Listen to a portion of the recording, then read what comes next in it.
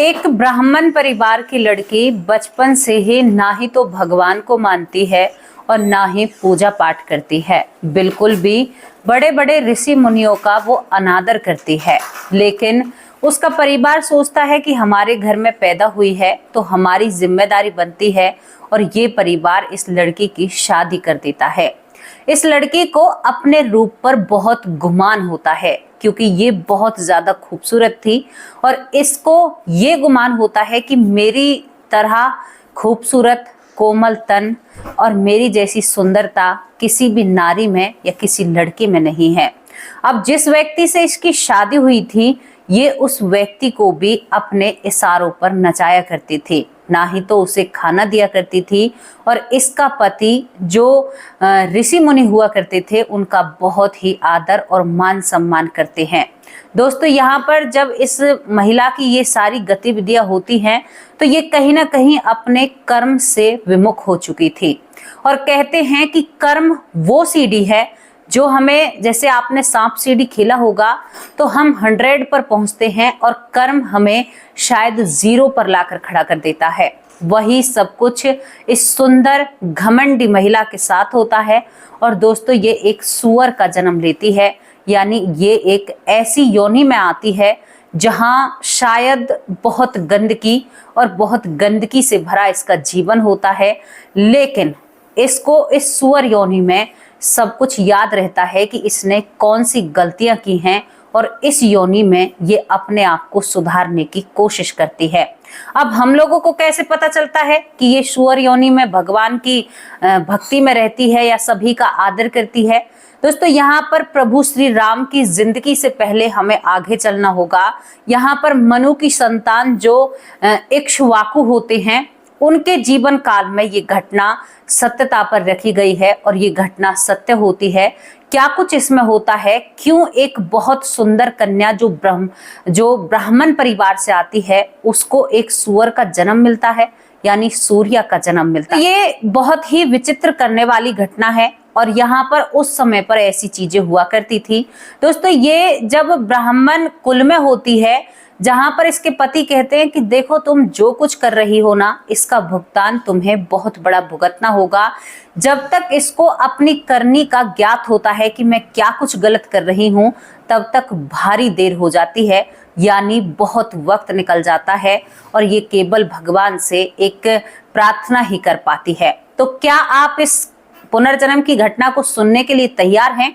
क्योंकि इक्ष्वाकु की पत्नी जो सुदेवा होती है, सुवेदा इस पूरी घटना की साक्ष्य होती है।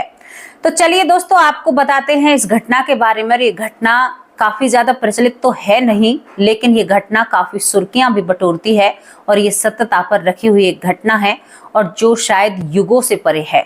कहते हैं कि द्वापर, त्रेता युग, सतयुग, यहाँ पर अब कलयुग चल रहा है। तो घटना मैं आपको दूसरे युग की सुना रही हूँ।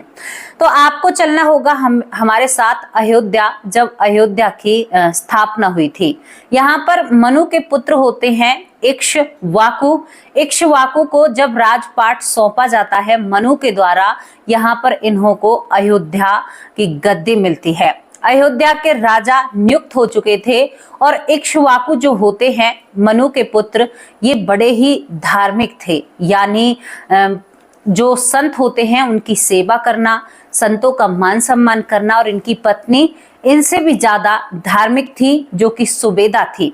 सुबेदा और इक्ष्वाकु बहुत अच्छे थे, और ये अपनी प्रजा को अपने बच्चों की तरह, आज के युग के हिसाब से कहूँ, आज की वाणी के हिसाब से कहूँ, तो ट्रीट किया करते थे। यानी पूरी प्रजा को अपने बालक की तरह उस प्रजा का लालन पालन किया करते थे। प्रजा की छोटी सी छोटी आहत पर, जो यहाँ पर इक्ष्वाकु हुआ करता था, जो राजा थे, भगवान स्वरूप होते हैं, वो खुद कराया करते थे, यानी अपनी प्रजा को दुखी नहीं रहने देते हैं। दोस्तों, यहाँ पर क्या होता है, अब यहाँ पर इक्ष्वाकु जब राजा नियुक्त होते हैं, राजन शासन काल चल रहा था, राज्यपाट चल रहा था, चारों तरफ खुशियां ही थी, मंगल ही मंगल था। लेकिन एक घना जंगल होता है। इस जंगल में एक सूअर परिवार रहता है। अब सूअर परिवार भी ऐसा था कि प्रजा जब भी राजा के पास आया करती थी तो बहुत बड़ी बड़ी बातें किया करती थी। प्रजा कहा करती थी कि महाराज, जो वो सुअर का परिवार है, जो वहां पर सुअर रहते हैं, वो बोलते भी हैं। वो बड़े नेम टेम से रहते हैं। उनकी मतलब क्या कहें हम आपसे, उन्हें देखकर लगता है कि ये सुअर क्यों बने हैं, मतलब इस तरह की बातें। और यहाँ पर उनकी एक और चीज थी, वो एक राज की तरह वहां पर रह रहे थे। जैसे ये हमारा पूरा एरिया हमारा है, हालांकि हर जानवर अपना एरिया, अपना एक दायरा निर्धारित करता है। हर जानवर, आप जंगल में चले जाओ, शेर का एक दायरा होता है। यहाँ पर लोमड़ी भी अपना दायरा घोषित करती है कि मैं इतने बीच में ही शिकार करूंगी, उससे आगे मैं शिकार नहीं करूंगी। तो इसी तरह से जो ये सुअर का परिवार था, इसने भी अपना पूरे जंगल को अपना शासन बना लिया था। अब इस बात को जब इसकी यहाँ पर शिकायत लेकर राजा इक्ष के पास जब लोग आया करते थे, तो वो बड़े हैरान हो जाते हैं कि ऐसी कौन सी, ऐसा तो कभी नहीं सुना कि कोई सुअर वार्तालाप करता हो। ये बहुत बड़ी बात होती है। तो प्रजा के दुख पर, क्योंकि उन सुअरों ने बहुत ज्यादा आतंक मचा रखा था, जिस भी खेत खलियान में घुसते उसको उजाड़ दिया करते, और मतलब थोड़ा बहुत ऐसा काम भी करते थे। वो उस जंगल के अंदर किसी को प्रवेश ही नहीं करने देते हैं। जो राजा इक्ष्वाकु की प्रजा होती है, उसे उस जंगल के अंदर नहीं आने देते हैं। दोस्तों, पूरा एक कुनबा था। बहुत ही रोचक स्टोरी है, सुनने में बहुत कुछ लोगों को अजीब लग रहा होगा, लेकिन मैं आपको कर्म के बारे में बता रही हूँ कि हमारा कर्म हमें कहाँ 100 से और 0 पर लाकर खड़ा कर देता है। इस बात को अब ध्यान रखना, और ध्यान रखना अपने अंदर। आप जो गलत कर्म करते हो ना, वो आपको कहां से कहां लेकर जाओगे। आज तुम किसी के ऊपर हथियार लेकर खड़े हो, पल में, सेकंडों में वो हथियार तुम्हारे ऊपर कोई लेकर खड़ा हो जाएगा। अब यहाँ पर जो राजा साहब होते हैं, वो कहते हैं कि भाई ऐसे कैसे, तो वो अपने कुछ यहाँ पर सेना को भेजते हैं कि भाई उन सुअरों को वहां से भगाया जाए। राजा को विश्वास नहीं होता है कि सच में ही क्या कोई ऐसे सुअर हो सकते हैं जो बोल सकते हैं। अब जैसे ही प्रजा वहां पर बताती है कि ये जंगल है, सेना को भी पता था, सेना वहां पर उन्हें खदेड़ने की कोशिश करती है। तो सेना अपनी आंखों से और कानों से जो सुनती है, वो सभी बोलते हुए अपना अपना मोर्चा संभालते हैं, और यहाँ पर इक्ष्वाकु की सेना से लोहा लेते हैं, यानी एक राजा की सेना को वो हराकर भगा देते हैं। अब सेना जब हारी हुई राजा के सामने खड़ी होती है, भगवान स्वरूप राजा थे, तो सेना कहती है कि महाराज, वो तो बड़े ही सक्षम हैं और बहुत अच्छी रणनीति उन्हें आती है, और वो सच में ही बोलते हैं। उनकी वाणी हमने अपने कानों से सुनी है, और उनमें जो सूर्या है वो ज्यादा तेज बुद्धि है, यानी उसका दिमाग बहुत तेज चलता है, और वो ही सभी को लीड करती है। आज के हिसाब से बताऊं तो यानी वही सभी को लीड करती है, वही सबको एक निर्देश देती है कि आपको ये करना है, आप उधर खड़े होंगे। मतलब इस तरह का काम, एक मंत्री का काम वो करती है। तो दोस्तों, यहाँ पर राजा बड़े विचलित हो जाते हैं, बड़े ही एक कसमकस में फंस जाते हैं कि क्या ऐसा हो सकता है, क्या हम सूर्यवंशी यहाँ पर हम युद्ध करने के लिए, सुअर से युद्ध करने के लिए जाएंगे। दोस्तों, यहाँ पर 2 जन्मों का फेरा ये चल रहा था। अब यहाँ पर क्या होता है कि जो राजा इक्ष्व होते हैं, इक्ष्वाकु, वो अपना रथ संभालते हैं, तीर बाण अपने साथ उठाते हैं, सेना के साथ जाते हैं, क्योंकि भाई अपनी प्रजा को सही सलामत और अच्छे से रखना था। अब ये यहाँ पर जब जाते हैं और इस जंगल की घेराबंदी करते हैं, तो यहाँ पर जो इस सुअर की पत्नी होती है सूर्या, वो कहती है कि राजन से हम युद्ध नहीं लड़ सकते, है तो वो हमारे भी राजा। तो यहाँ पर सुअर कहता है कि मैं एक गीदड़ की मौत नहीं मरना चाहता, मैं इस राजा से युद्ध करूंगा। और ये इतिहास में भी मतलब कहा जाएगा कि एक सुअर ने राजा से युद्ध किया है, और मैं एक मर्द हूं और मैं ऐसे अपनी मृत्यु नहीं चाहूंगा। और वो कहता है अपनी पत्नी से कि तुम एक काम करो, बच्चों को लेकर और ऊंचाई पर चली जाओ, यानी आप दूसरी जगह चले जाओ, मैं इस राजा से अकेला युद्ध करूंगा। पत्नी कहती है कि मैं आपके बिना क्या करूंगी, मैं तो यहीं पर युद्ध लड़ूंगी, मुझे युद्ध लड़ना है। अब इन बातों को इक्ष्वाकु सुन रहा था, बड़ा हैरान होता है। जब पत्नी यहाँ पर रुकने का मन बनाती है, तो यहाँ पर बड़ा बेटा बड़ा समझदार होता है। यहाँ पर इस सुअर का जो बड़ा बेटा होता है, वो कहता है कि माता पिता को ऐसे दुविधा में छोड़कर अगर मैं जाऊंगा तो ये मेरे धर्म के विरुद्ध होगा। दोस्तों यहाँ पर अब ये और भी हैरानी की बात हो जाती है। अब बच्चे छोटे छोटे बच्चों से कहा जाता है कि आप लोग जाइए और आप छुप जाइए, हम तीनों ही युद्ध करेंगे। अब इसके बाद वो छोटे बच्चे कहते हैं कि हम कैसे जा सकते हैं, हमारा तो वहां पर मन ही नहीं लगेगा। और दोस्तों ये छोटे छोटे बच्चे भी युद्ध में उतर जाते हैं। अब एक राजा बड़ा ही परेशान और चिंतित हो उठता है कि ये सब कुछ क्या चल रहा है। तभी यहाँ पर जो इनकी सेना होती है इन पर वार करना शुरू कर देती है। अब यहाँ पर ये जो सुअर होते हैं और इनका जो पूरा परिवार है इधर उधर बट जाते हैं, अपना अपना मोर्चा संभाल लेते हैं। और जब इनके बीच में युद्ध होता है तो सुअर मारा जाता है। सुअर को राजा पल में मार देते हैं, क्योंकि ये तो सूर्यवंशी थे, यानी अयोध्या के प्रथम जो राजा थे, ये तो बहुत ज्यादा तेजवान थे। अब ये इनको जब मारते हैं तो यहाँ पर इक्ष्वाकु के साथ उनकी पत्नी सुबेदा भी आई थी। सुबेदा ने कहा था कि मुझे भी जाना है, आप तो वहां पर शिकार ही करोगे उन सुअरों का, लेकिन मैं भी जाना चाहती हूँ, मैं देखना चाहती हूँ जंगल अंदर से कैसा है। दोस्तों यहाँ पर सुबेदा ये सब कुछ अपनी आंखों से देख रही थी। इस युद्ध में सूर्या भी घायल हो जाती है, बच्चे भी इस दुनिया से चले जाते हैं। ये सूर्या अभी जीवित थी। अब सूर्या जब अपने परिवार को मृत देखती है तो वो बहुत गुस्से में आकर और यहाँ पर जो इक्ष्वाकु होता है उसके सामने आती है। सामने जब आती है तो इक्ष्वाकु ने अपना धनुष और सब एक तरफ रखकर रथ पर खड़े हो जाते हैं। तो सूर्या कहती है कि राजन, अपना धनुष बिल्कुल भी नीचे मत रखो। जब मेरे पति इस दुनिया में नहीं रहे हैं तो मैं जीवित रहकर क्या करूंगी? मुझ पर तीर चलाओ वरना मैं तुम पर वार करूंगी। तो यहाँ पर जो राजा होते हैं वो कहते हैं कि मैं किसी महिला पर या किसी नारी पर, हमारे जो राजवंश है या हमारा जो परिवार है, मेरे पिता ने नहीं सिखाया है कि किसी महिला पर वार किया जाए। तो यहाँ पर ये कहती है कि ठीक है, तुम्हारे पिता ने नहीं सिखाया, और ये थोड़ी सी शांत हो जाती है। अपने सर को रथ के पहिए में खुद मारती है और मारने के साथ ये घायल हो जाती है। अब जैसे ही ये घायल होती है तो जो सुबेदा होती है, सुबेदा रथ से उतरती है और इसको पानी इसके ऊपर छिड़कती है। जब इसके ऊपर पानी सुबेदा छिड़कती है, सुबेदा भी इसे बोलते हुए नजर आ रही थी, सुबेदा भी देख रही थी कि ये लोग बोल रहे हैं। तो वो कहती है कि सब कुछ मेरी समझ में आ गया, बहुत देर से तुम लोगों को देख रही हूँ, तुमने लोगों को परेशान किया है, लेकिन एक बात मेरी समझ में नहीं आई, तुम लोग बोल कैसे सकते हो? जानवर होते हुए तुम बोल कैसे सकते हो? तो यहाँ पर ये सूर्य कहती है कि क्यों नहीं बोल सकते, हम बोल सकते हैं, ये तो हमारे कर्मों का दंड है जो आज हम यहाँ पर हैं, हमने कर्म ही ऐसा किया है। सुबेदा कहती है कि ऐसा कौन सा कर्म बिगड़ गया जो तुम इस योनि में पैदा हुई हो? और यहाँ पर ये सूर्य कहती है कि तुमने मुझे जल ग्रहण कराया है, अगले जन्म में मैं भी तुझे जल पिला दूंगी।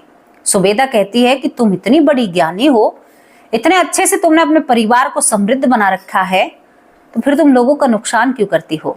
वो कहती है, यहाँ पर जो सूर्य होती है वो कहती है कि ये हमारी फितरत में होता है, हम भले ही अपने आप को रोकने की कोशिश करें, लेकिन हम हैं तो एक जीव ही। अब सुबेदा कहती है कि तुम्हें जन्मों की भी ज्ञात है। तो ये सूर्य कहती है कि मुझे अपने बीते 12 से 15 जन्मों की याद है।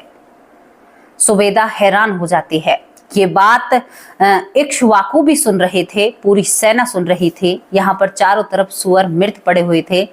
तभी ये कहती है कि ये तो हमें वरदान था कि यहाँ पर इक्ष्वाकु आएंगे और वो हमें इस योनि से मुक्त कराएंगे, और अब हम सीधा बैकुंठ धाम को जाएंगे, क्योंकि हमने इस योनि में बहुत अच्छे कर्म किए हैं।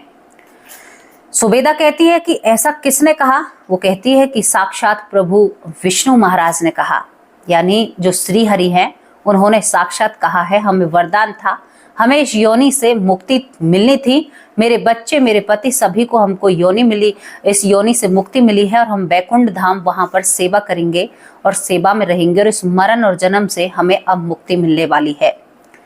अब सुबेदा को ये बात खाई जाती है। सुबेदा कहती है कि मैं तुम्हारे पिछले जन्म के बारे में जानना चाहती हूँ, तुम्हें वरदान भी है और तुम्हें मेरे पति के हाथों मोक्ष भी मिलना था, ये सब कुछ क्या है, इस सबको मैं समझना चाहती हूँ। दोस्तों यहाँ पर सूर्य कहती है कि तुम इतना ही आग्रह कर रही हो, तुमने मेरे ऊपर एहसान किया है, मुझे जल पिलाया है, जब तुम बैकुंठ धाम आओगी तो मैं तुम्हारी सेवा जरूर करूंगी और तुम्हें पिछले जन्म के बारे में भी बताती हूँ। मैं इस योनि में क्यों आई हूँ इसके बारे में भी बताऊंगी। दरअसल मैं पिछले जन्म में एक ब्राह्मण के घर में पैदा होती हूँ।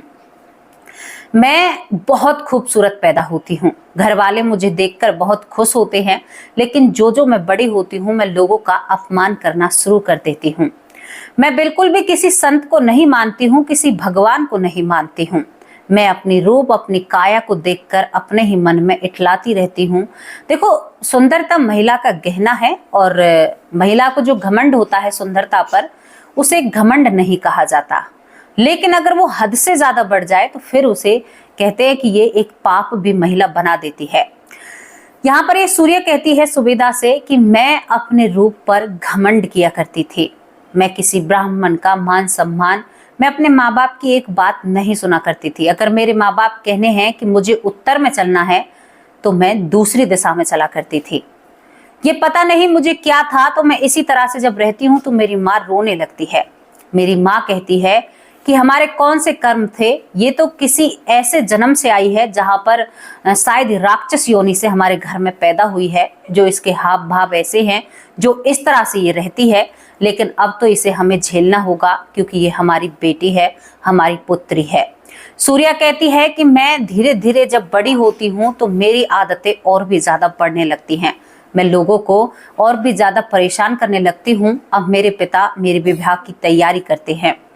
मेरा विवाह होता है और विवाह मेरा एक बहुत सुंदर व्यक्ति से होता है, लेकिन वो मुझसे कम सुंदर था। अब मेरा व्यवहार बदलने वाला थोड़े ही था। सुबेदा महारानी, मैं जब वहां पर ब्याह कर जाती हूँ तो मैं अपने पति से खाना बनवाती हूँ, अपने पति का अनादर करती हूँ। अगर मेरा पति 4 मेहमान घर में ले आए तो मैं अपने पति को 4 खरी खोटी सुनाती हूँ। अगर मेरा पति किसी साधु संत का मान सम्मान करता है तो मैं उससे लड़ाई करती हूँ। तुम होते कौन हो ऐसे मान सम्मान करने वाले? मेरी छाती पर लाकर इन्हें मत रखा करो। और मैं किसी का भी मान सम्मान नहीं किया करती थी और अपने पति को भी मैं बहुत ज्यादा खरी खोटी सुनाती हूँ।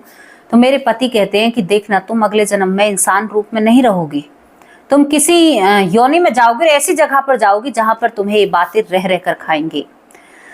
मैं बुढ़ापे तक इन बातों को नहीं समझती हूँ सुबेदा महारानी। उसके बाद जब बुढ़ापे में मुझे एहसास होता है और मुझे ज्ञात होता है, लेकिन तब तक बहुत देर हो चुकी थी।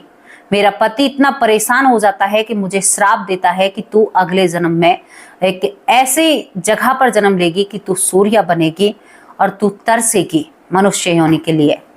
जब ये पति ने श्राप दिया तो मुझे एहसास होता है कि श्राप फलते हैं। मैं माफी मांगती हूँ, क्षमा याचना मांगती हूँ, तपस्या करती हूँ। घोर तपस्या से जब भगवान प्रसन्न होते हैं, पति को मनाती हूँ, पति को प्रसन्न करती हूँ। उसके बाद मुझे वैकुंठधारी कहते हैं कि तुम्हारे श्राप का एक ही तोड़ है। फलाने युग में राजा होंगे जिनका नाम इक्ष्वाकु होगा, वो उनसे तुम्हारा पति युद्ध करेगा। ये पति नहीं है, दूसरा पति बनता है जो ऐसा ही कहीं पर रहा होगा, लोगों का अनादर करने वाला। और यहाँ पर प्रभु श्री भगवान कहते हैं कि उस युग में तुम हमारे कुल के जरिए, यानी जहां मैं जन्म लूंगा उसी कुल के हमारे दादा परदादा के जरिए तुम्हारी मृत्यु होगी और तुम वैकुंठ धाम को जाओगी और उसके साथ साथ तुम कई लोगों का उद्धार करोगी। तो उसी दिन से उस श्राप के कारण मैं जब यहाँ पर इस सुअर योनि में जन्म लेती हूँ, क्योंकि वो सही समय आ चुका था, आपके पति राजगद्दी पर बैठ चुके थे, तो मैंने अपने बच्चों को शुरू से ही सिखा दिया था कि हमें क्या करना है। हम ब्रह्म मुहूर्त में उठकर हम अच्छे अच्छे काम करते हैं, लेकिन थोड़ा सा हम किसी का नुकसान कर देते हैं, क्योंकि ये हमारी फितरत में है, इसे हम नहीं बदल सकते, ये भगवान को भी मालूम है।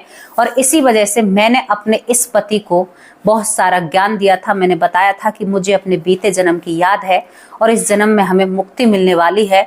तो उसी तरह से उस दिन से हम धर्म कर्म में लगे हुए हैं। हम किसी को ज़्यादा परेशान नहीं करते हैं, केवल अपना उद्धार कराने के लिए हमने ये सब कुछ चीज़ें भगवान के आदेश अनुसार की थी। दोस्तों, यहाँ पर इन सारी बातों को बताकर जो सुबेदा होती है उसका मुंह खुला की खुला रह जाता है। वो जब इस सूर्या की बातों को सुनती है तो बड़ी हैरान हो जाती है और ये सूर्या कहती है कि अब हम वैकुंठ धाम सभी जा रहे हैं और जब आप वहां पर आओगी तो मैं इस चीज का भी ऋण जरूर चुकाऊंगी। और वो कहती है कि राजन, मुझे आज्ञा दो और आपका बहुत बहुत धन्यवाद जो आपने मुझे इस योनि से मुक्त किया, क्योंकि मेरे किए हुए कर्मों के अनुसार मैं ऐसी जगह पर आई हूँ जहाँ पर मैं मल मूत्र को भी नहीं छोड़ती हूँ। तो दोस्तों यहाँ पर ये बात तो जायज है कि कुछ लोगों को ऐसी योनियों में जाना पड़ता है उनके कर्मों के अनुसार से, जहां पर शायद वो जाना नहीं चाहते हैं।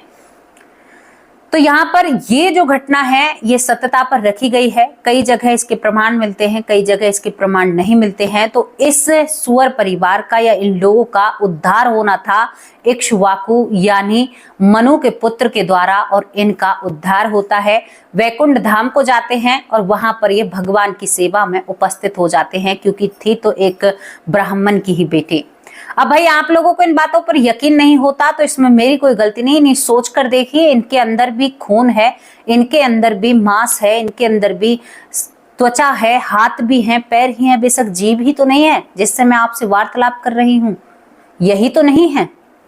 सोचिए, विचार कीजिए कि ये इनके अंदर धड़कन, दिल, दिमाग, हद तक हर चीजें मिलती जुलती रहती हैं, लेकिन फिर भी लोग क्या समझते हैं कि मनुष्य सबसे बड़ा है। तुम सबसे बड़े नहीं हो। तुम्हारे कर्म के हिसाब से तुम्हारा कर्म, जो मैंने सबसे पहले कहा था कि तुम्हें 100 से लेकर 0 पर यानी 100 से लेकर 0 पर लाकर खड़ा कर देगा। तुम्हारा कर्म वो नाग है जो ऐसा डसेगा जो तुम 100 से आकर 0 पर आकर खड़े हो जाओगे। और फिर भी तुम अपने कर्मों को नहीं पहचानते हो। क्यों करते हो इतनी गलती? ये सबसे बड़ा पाप है दोस्तों। यहाँ पर इतना सा करने में, क्योंकि वो युग दूसरा था, तो एक महिला को ऐसी योनि में, सुअर योनि में आना पड़ता है। आप सोच कर देखिए, उसका उद्धार, उसका सब मैंने दोपहर की वीडियो में बताया, हर चीज तय समय पर होती है और आपको सोते हुए को घर से वो चीज बुला लेगी अगर आपका उस समय ही मृत्यु होनी है। तो इन बातों को तो बिल्कुल छोड़ दीजिए। ये पुनर्जन्म की वो घटना है जो कई बहुत सालों पुरानी है। यहाँ पर उस युग की है जो युग बीत चुका है, लेकिन ये आपको कुछ एहसास नहीं कराती है। आपके कर्म के प्रति आपको दर्शाती है। अरे उस युग में किसी से उल्टा बोलना पाप बन जाया करता था। आपको कितना अच्छा मौका मिला है। कलयुग में मन के सोचे पाप नहीं लगता मेरे भाई। आप मन में गंदा सोच रहे हो तो उसका पाप आपको नहीं लगेगा, केवल उस चीज का पाप लगेगा जो आप अपने हाथ पांव से या जिस चीज को आप अंजाम देते हो। इस बारे में तो आपको पता होगा। सतयुग में आपने अगर दिमाग से भी गलत सोच लिया ना, एक स्त्री ने जाते हुए पुरुष से अगर ये सोच लिया कि काश ये मेरा पति होता, तो उस स्त्री का कहते हैं प्रतिव्रता धर्म खत्म हो जाया करता था। आज स्त्रियां क्या कर रही हैं? आज स्त्रियां 4-4, 5-5 पतियां हैं भाई। बॉयफ्रेंड को पति के ही रूप में माना जाता है। आज कोई धर्म नहीं है, कोई धर्म नहीं है। आज जो कुछ चल रहा है ना, क्या होगा? जो कुछ लिखा है ना गीता भागवत में, जो कुछ लिखा है सब कुछ सत्य होगा और धीरे धीरे हो भी रहा है। एक वीडियो में मैंने कहा था कि हमारी भागवत में जो लिखा है कि इंसान की उम्र केवल 20 वर्ष रहेगी, 5 वर्ष की उम्र में महिलाएं गर्भवती हो जाएंगी, बच्चे पैदा करने लग जाएंगी, 15 वर्ष की उम्र में वो बुजुर्ग की ओर बढ़ जाएंगी। तो लोगों ने कई बार मजाक जैसा कुछ किया था। क्या आपको सब कुछ ऐसे लग रहा है? क्यों भाई? भागवत में लिखा हुआ है कि कभी पानी कुएं में रहेगा, उससे पहले पानी तालाबों में रहेगा, उससे पहले पानी की रचना नदियों में करी गई थी, लेकिन उसके बाद कहा था नलके में पानी रहेगा। उसके बाद कहा गया है भागवत में कि पानी बटन दबाने से आएगा, और उसके बाद कहा गया है पानी बोतल में आएगा। तो क्या आपको ये सत्य होता हुआ नजर नहीं आता? पानी बोतलों में बिचता है। पानी कभी बिचता था? आज पानी बिच रहा है। क्यों नहीं समझ रहे हो? अरे जो साइंटिस्ट खोज रहे हैं वो खोजकर तुम्हारे लिए पहले ही रख दिया गया है, और मौका है, निकल चलो। फिर मौका भी नहीं मिलेगा, फिर ये पल भी नहीं आएगा। ढूंढते रहना, कहीं राम नाम का गुण ही नहीं पाएगा। कहीं पर भक्ति, अगर थोड़ा सा नाम भी जप करोगे ना तो मार दिए जाओगे। ये भी नहीं मिलेगा तुम लोगों को। तो सोच लीजिए, अच्छे कर्म कीजिए, और अच्छा करने पर ही बहुत कुछ अच्छा मिलता है। अरे कलयुग में तो हमारे लिए कहते हैं जैकपॉट है। भक्ति थोड़ी सी करो, बहुत ज्यादा मिलेगा। कलयुग सबसे अच्छा है। आपने देखा नहीं, सतयुग में, द्वापर में लोगों के अंदर दीमकें लग जाया करती थी भक्ति करते करते, लेकिन भगवान प्राप्त नहीं होते थे। आज आप सच्चे मन से 2 दिन भक्ति करो, आपको भगवान की प्राप्ति हो जाएगी। किसी न किसी रूप में आपके सामने वो जरूर आएंगे। तो कितना अच्छा जैकपॉट है, ये समझ में ही नहीं आता। तो छोड़िए, यहाँ पर ये घटना समाप्त होती है। अयोध्या की हमने आपको ये घटना बताई थी। यहाँ पर मनु के पुत्र इक्ष होते हैं, करीबन 100 पुत्रों की यहाँ पर व्याख्या की गई है। यहीं से सूर्य वंश की स्थापना होती है, यहीं से सूर्य हमारे इसमें भगवान प्रभु श्री राम का भी जन्म होता है। तो दोस्तों, ये घटना यहीं पर समाप्त होती है। जहां पर इस घटना के बारे में कैसा आपको लगा, अपनी राय कमेंट बॉक्स में जरूर रखना। अब उन लोगों के नाम लेती हूँ जो लोग हमारी वीडियो पर रोज कमेंट करते हैं और अपना ढेर सारा प्यार हमें देते हैं। सिंह कमल, बहुत बहुत धन्यवाद। प्रवेश, तहे दिल से शुक्रिया अदा करते हैं। नीलेश विश्वकर्मा, बहुत बहुत धन्यवाद। बीबी सिंह भाई बहुत अच्छे कमेंट करते हैं। पूजा विजय बहुत अच्छे कमेंट करती हैं। कमलेश बिष्ट, बहुत बहुत धन्यवाद। केबी ज्यादा राजकोट, बहुत प्यारे बहुत अच्छे कमेंट करते हैं। खड़क बहादुर यप्पा, बहुत प्यारे भाई हैं, रेगुलर कमेंट करते हैं, रोज कमेंट आते हैं। श्री सोलंकी, बहुत बहुत धन्यवाद। ठाकुर उपराजीता, बहुत बहुत धन्यवाद। अपराजीता, तहे दिल से आपका शुक्रिया अदा करते हैं, बहुत अच्छे कमेंट करते हैं। कमलेश पांडे रेगुलर कमेंट करते हैं। प्रेमा शर्मा, बहुत बहुत धन्यवाद। रेणु शर्मा, तहे दिल से शुक्रिया अदा करते हैं। ज्ञान तारा सरस्वती, जैसा इनका नाम है उतना ही इनके अंदर बहुत ज्यादा ज्ञान है, बहुत बहुत धन्यवाद। ठाकुर प्रसाद, तहे दिल से शुक्रिया अदा करते हैं। यहाँ पर 2 ठाकुर हैं। दिनेश भाई, बहुत बहुत धन्यवाद। कांति लाल पाटिल, बहुत बहुत धन्यवाद। बिमला दलाल माँ, बहुत प्यारी माँ है, बहुत अच्छे कमेंट करती हैं, प्रेरणा देती हैं आगे बढ़ने की। सीता देवी शर्मा, बहुत प्यारी बहन है, बहुत अच्छी बहन है और राम राम करती हैं, हालचाल पूछती हैं। बहन बिल्कुल एकदम स्वस्थ हूँ, बहुत अच्छी हूँ, बहुत बहुत धन्यवाद आपका। यहाँ पर रंजना देवी, तहे दिल से शुक्रिया अदा करते हैं। मधु उपमन माँ, जो कि हमारी माँ मथुरा से हैं, बहुत प्यारी माँ है, बेटी कहकर बुलाती है और बहुत लाड प्यार करती हैं। नितिन भाई, बहुत बहुत धन्यवाद। वंदना चंदेल, बहुत बहुत धन्यवाद। ऐश्वर्य माँ ने कहा था कि मेरा बेटा जिस दिन जाता है घर से, क्योंकि उनके बेटे नहीं रहे हैं, 21-22 साल की उम्र में थे, तो किसी ने फोन करके उनको बुलाया था। तो वो कहती है कि आज की वीडियो सुनकर मुझे वो वाक्य याद आ जाता है। माँ, आपके दुख को कुरेदने की कोई मनसा नहीं थी, माफ करना अगर आपको तकलीफ हुई हो, लेकिन ऐसा बिल्कुल भी नहीं था। लेकिन मैंने एक घटना ऐसी बताई थी जहां पर जिसके साथ जो होना है माँ, वो होकर रहता है। आपको सब्र करना होगा, आपको अपने आप को संभालना होगा। मैं यही प्रार्थना आपसे करती हूँ। ईरा ब्राह्मण, बहुत बहुत धन्यवाद, आज पहली बार शायद नाम लिया है। संगीता तिवारी, बहुत बहुत धन्यवाद। कमल अरोरा दिल्ली से, बहुत बहुत धन्यवाद, रेगुलर कमेंट करते हैं कमल अरोरा, बहुत अच्छे कमेंट करते हैं। हरप्रीत खालसा, पहली बार नाम लिया है, बहुत बहुत धन्यवाद। डॉक्टर सुरेश सोनी, बहुत अच्छे भाई हैं मेरे, और मेरे 2 भतीजे, एक भतीजा और एक भतीजी है, और इनका नाम हिमांशु सोनी है, और यहाँ पर हमारी भतीजी का नाम मिष्टी सोनी है। दोनों ही बहुत प्यारे बच्चे हैं और बहुत सुंदर बच्चे हैं। मैंने देखा नहीं है, फिर भी मैं इनके बारे में कह रही हूँ। बहुत प्यारे मेरे दोनों बच्चे हैं और मेरी वीडियो रेगुलर देखते हैं। जब ये सुनती हूँ तो मुझे बहुत अच्छा लगता है कि बच्चे भी मेरी वीडियो देखते हैं। यहाँ पर बबीता सिंह, बहुत बहुत धन्यवाद। लक्ष्य, तहे दिल से शुक्रिया अदा करते हैं। बबीता दिल्ली से हैं। जय श्री कृष्णा, खाटू नरेश की, सबकी जयकारे लगाती हैं, राधे रानी की, बहुत बहुत धन्यवाद प्यारी बहन, बहुत अच्छा लगता है। राजा राम, बहुत बहुत धन्यवाद। सरयू बाला, बहुत उम्दा कमेंट करती हैं हिस्ट्री की और बहुत ही अच्छी इनको जानकारी है। इनके कमेंट को पढ़कर मुझे बहुत प्रेरणा मिलती है। यहाँ पर बच्चू बाबू अग्रवाल, बहुत बहुत धन्यवाद। सिकंदर कुमार भाई, तहे दिल से शुक्रिया अदा करते हैं, कई दिनों में आपका कमेंट आया है। नीरज कुमार, बहुत बहुत धन्यवाद। रजनी बहन कैसी हो। ज्योति श्रीवास्तव, बहुत बहुत धन्यवाद। वीना सरन, बहुत बहुत धन्यवाद। अशोक चौधरी, तहे दिल से शुक्रिया अदा करते हैं। यहाँ पर शकुंतला बहन, बहुत बहुत धन्यवाद। शकुंतला बहन भारद्वाज, तहे दिल से शुक्रिया अदा करते हैं।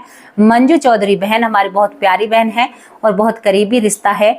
और यहाँ पर ललिता यादव, मेरी माँ, कैसी हो आप, बहुत अच्छा लगता है। यहाँ पर उर्मिला खड़का, तहे दिल से शुक्रिया अदा करते हैं। नीता कुंतल, बहुत प्यारी बहन है। नीता कुंतल भी बहुत अच्छे कमेंट करती हैं, बहुत ही। नीता कुंतल शायद मथुरा से हैं और कई दिनों से वो गायब हैं। तो बहुत सारे लोग हैं जो कहीं ना कहीं व्यस्त होते हैं, छुट्टियां चल रही हैं, अपने घर जा रहे हैं। मेरा परिवार है, घूम रहा है, तो कुछ लोग मिसिंग हैं, मतलब वैसे मिसिंग है, मतलब कहीं घूमने गए हैं। तो अब आप लोगों से मैं विदा लेती हूँ। कल हाजिर होंगे एक सच्ची और अच्छी स्टोरी के साथ। और आपको आज की घटना और आज की स्टोरी कैसी लगी, अपनी राय कमेंट बॉक्स में जरूर रखना। नमस्कार, जय हिंद, जय भारत।